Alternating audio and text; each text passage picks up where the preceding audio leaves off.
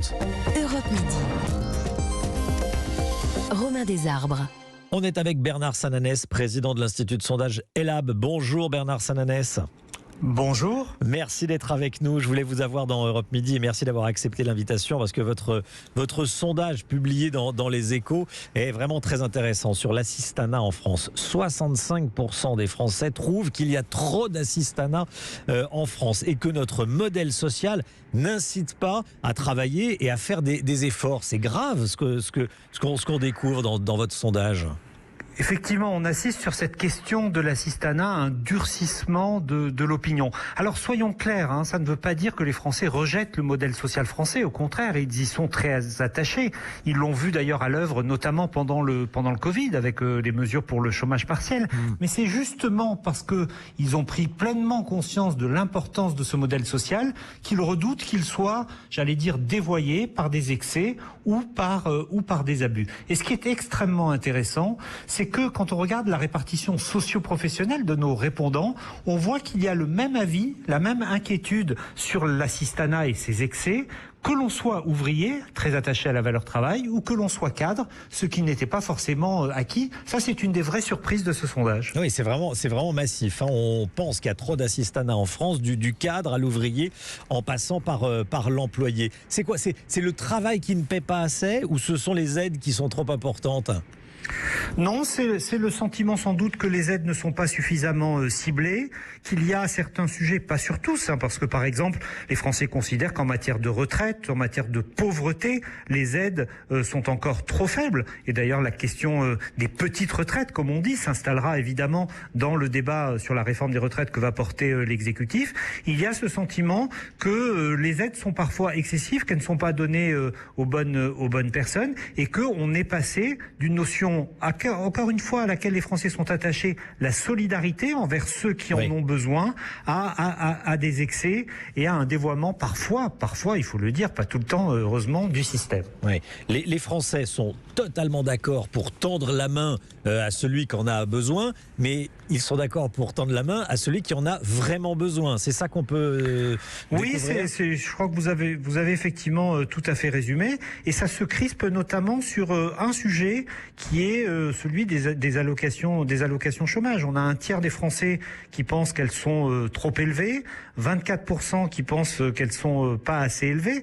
Ce chiffre est encore en recul, ce qui veut dire que quand l'exécutif entend réformer l'assurance chômage, ça lui sera sans doute plus facile, il aura plus de points d'appui que pour réformer les retraites. Aujourd'hui, il y a un débat dans le pays effectivement sur le niveau des allocations chômage. À l'inverse, encore une fois, ne généralisons pas. Sur un sujet comme sur les retraites, le sujet des petites retraites, du minimum sur les retraites est clairement posé. Et sur le RSA, sur les gens qui touchent un RSA et qui font, comme on dit dans le langage courant, qui font du black à côté, qui travaillent au noir à côté, ça crée également beaucoup de ressentiment chez ceux qui travaillent.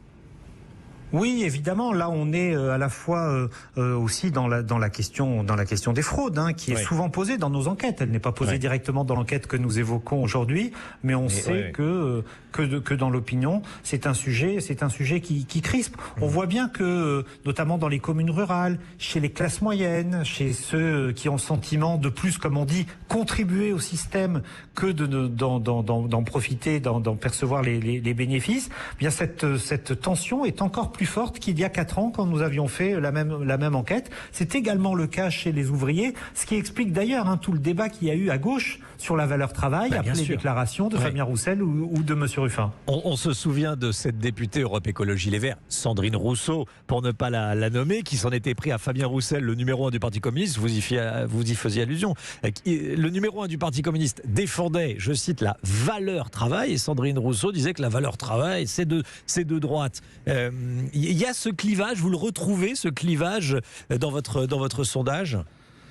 Oui, on retrouve un clivage politique sur cette question de l'assistanat. Effectivement, vous l'avez rappelé en début de notre interview, 2 tiers des Français considèrent qu'il y a trop d'assistanat, 1 tiers que c'est un phénomène mineur et qu'il est normal d'être solidaire. Ce chiffre est quasiment égal quand on regarde les électeurs de gauche. Les opinions sont plus partagées et notamment chez les jeunes. Effectivement, les jeunes considèrent que le modèle doit aider à la solidarité. Donc c'est vrai qu'il y a un clivage politique sur cette question. C'est incontestable et que Fabien Roussel, il faut le dire aussi, n'est pas majoritaire dans son camp. La ligne de fracture à gauche partage effectivement la ligne Rousseau et la ligne Roussel. Mais encore une fois, quand on regarde plus la sociologie entre les cadres et les ouvriers, on voit que les ouvriers qui considèrent qu'ils travaillent et qui eux n'ont pas la perception de la rétribution de leur travail, eux sont très sensibles à la question de l'assistanat et également, vous l'avez évoqué, à la question des fraudes. C'est un grand sujet, hein. Ça fait beaucoup parler, évidemment. Merci beaucoup Bernard Sananès, président de LA. Merci à vous d'avoir été en direct avec nous dans Europe Midi.